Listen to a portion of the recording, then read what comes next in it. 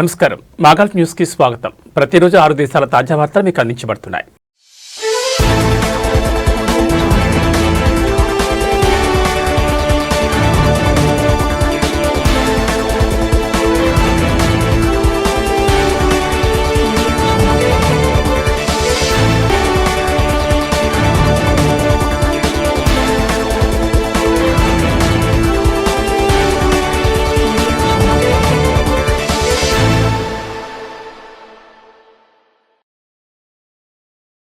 Saudi అరేబియాలోని రియాద్లో జరిగిన Gulf cooperation council customs union authority 16వ సమావేశంలో Qatar customs authority పాల్గొంది.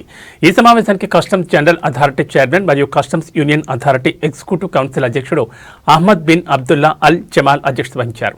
GCC states unified customs చట్టానికి సంబంధించిన తాజా అప్డేట్లను సమీక్షించారు. సంబంధిత కమిటీలు మరియు సాంకేతిక వర్కింగ్ గ్రూపుల నివేదికలను పరిశీలించి పలు సూచనలు చేశారు. ఉమ్మడి జీసీసీ కస్టమ్స్ పనితీరుకు సంబంధించిన అనేక అంశాలపై సమావేశంలో చర్చించారు. అలాగే జీసీసీ స్టేట్స్ కస్టమ్స్ అథారిటీల మధ్య సహకారాన్ని బలోపేతం చేయడంలో మరియు జాయింట్గా విధి విధానాలను అభివృద్ధి చేయడం, తద్వారా అంతర్గత జీసీసీ వాణిజ్యాన్ని సులభతరం చేయడానికి యూనిఫైడ్ కస్టమ్స్ పనితీరును మెరుగుపరచడంలో కస్టమ్స్ యూనియన్ అథారిటీ కీలక పాత్ర పోషించాలని వక్తలు సూచించారు.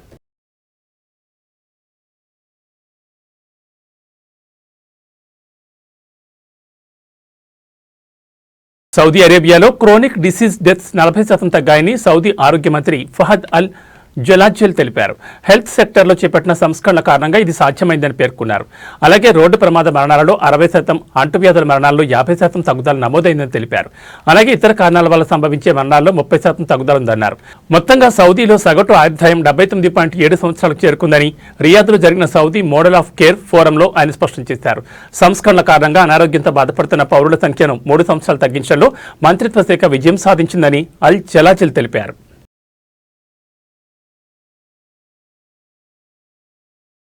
2025 సంవత్సరానికి గాను ప్రపంచంలోనే అత్యంత రద్దీ విమానాశ్రయంగా దుబాయ్ ఇంటర్నేషనల్ నిలిచింది. 95.2 మిలియన్ల మంది ప్రయాణికులతో ఈ ఘనత సాధించినట్లు దుబాయ్ ఎయిర్పోర్ట్ ప్రకటించింది. గత సంవత్సరంతో పోలిస్తే 3.1% ఎక్కువ ప్రయాణికుల సంఖ్య నమోదైనట్లు పేర్కొంది.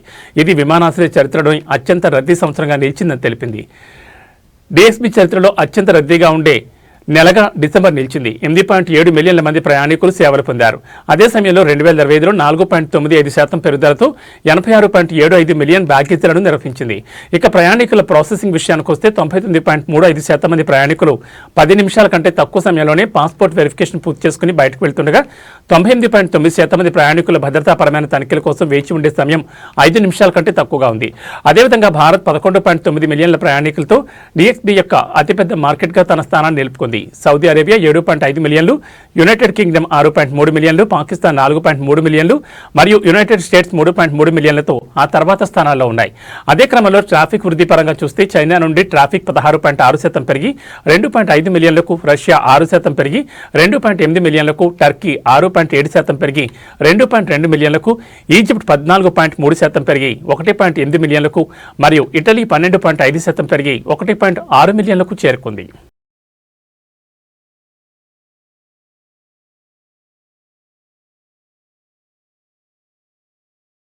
జనరల్ ట్రాఫిక్ డిపార్ట్మెంట్ సహకారంతో పబ్లిక్ వర్క్స్ మంత్రిత్వ శాఖ స్లాటర్ హౌస్ ఇంటర్సెక్షన్ నుండి నేషనల్ అసెంబ్లీ ఇంటర్సెక్షన్ వరకు అరేబియన్ గల్ఫ్ స్ట్రీట్ను తాత్కాలికంగా పూర్తిగా మూసివేస్తున్నట్లు ప్రకటించింది. గురువారం సాయంత్రం 6 గంటలకు మూసివేత ప్రారంభమై ఫిబ్రవరి 15వ తేదీన ఆదివారం ఉదయం 6 గంటల వరకు కొనసాగుతుందని తెలిపింది. కొనసాగుతున్న రహదారి నిర్వహణ పనుల కోసం మూసివేత ఆంక్షలు విధించడం అవసరమని మంత్రిత్వ శాఖ తెలిపింది. వాహనదారులు రద్దీని నివారించడానికి ట్రాఫిక్ సూచనలను పాటించాలని మరియు మూసివేత సమయంలో ప్రత్యామ్నాయ మార్గాలను ఉపయోగించాలని సూచించారు.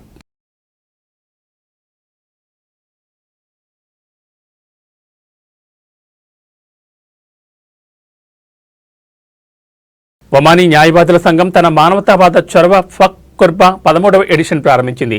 ఇది నాన్ క్రిమినల్ కేసులో ఆర్థిక ఇబ్బందులు ఎదుర్కొంటున్న వారికి మద్దతిస్తుంది. Omani investment authority chairman Abdul Salam bin Mohammed Al Murshidi ఆధ్వర్యంలో ప్రారంభోత్సవ కార్యక్రమం జరిగింది. ఒమానీ న్యాయవాదుల సంఘం chairman doctor Hamad bin Hamdan Al Rubai మాట్లాడుతూ ఈ చొరవ మానవతావాద మరియు సోషల్ వర్క్లో ప్రముఖ జాతీయ మోడల్ను సూచిస్తుందని తెలిపారు. ఈ సందర్భంగా అసోసియేషన్ 12వ ఎడిషన్ ఫలితాలను సమీక్షించింది. ఒమన్ సుల్తానేట్ అంతటా నాన్ క్రిమినల్ కానీ ఆర్థిక కేసుల్లో 1088 మంది వ్యక్తులు విడుదలయ్యారు. ఆర్థిక పరమైన పౌర, కార్మిక లేదా షరియా కేసుల్లో మాత్రమే జైలు శిక్షను అనుభవిస్తున్న లేదా వారిపై అరెస్టు వారెంట్ జారీ అయి ఉండాలి. క్లెయిమ్ మొత్తం ఓఎంఆర్ 2000 మించకూడదు. వ్యక్తి దాని మునుపటి ఎడిషన్లలో ఈ చొరవ కింద ప్రయోజనం పొంది ఉండకూడదు. చిన్న క్లెయిములకు ప్రాధాన్యత ఇవ్వబడుతుంది. తరువాత పెద్ద క్లెయిములు, ఆపై అత్యంత పురాతనమైన కేసులకు ప్రాధాన్యత ఇస్తారు. 2012లో ఫక్ కుర్బా చొరవను ప్రారంభించినప్పటి నుంచి 8198 మందికి పైగా వ్యక్తులను విడుదల చేశారు.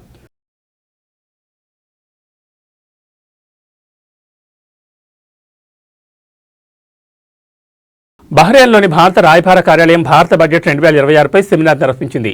యూనియన్ బడ్జెట్ ప్రత్యేకతలు కల్పించిన రాయితీలు, అవకాశాలను తెలియజేశారు.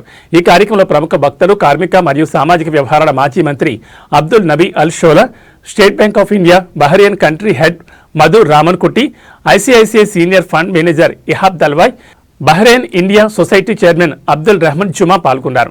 భారత రాయబారి వినోద్ కే జాకబ్ మాట్లాడుతూ భారత బడ్జెట్ అంతర్జాతీయ దృష్టిని ఆకర్షించిందని, 7.4% వృద్ధి అంచనాతో USD 4.13 ట్రిలియన్ ఆర్థిక వ్యవస్థగా రూపొందుతుందని ఆయన పేర్కొన్నారు.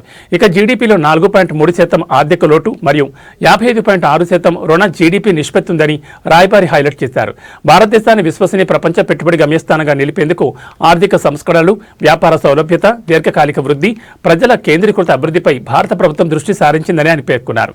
ఇటీవలి వాణిజ్య పరిణామాలను ప్రస్తావిస్తూ చారిత్రాత్మక భారత్ EU స్వేచ్ఛా వాణిజ్యం ఒప్పందం ప్రపంచ ఆర్థిక మరియు వాణిజ్య సంబంధాలను మరింతగా బలోపేతం చేయడంలో భారత్ యొక్క నిబద్ధతను తెలియజేస్తుందని వివరించారు.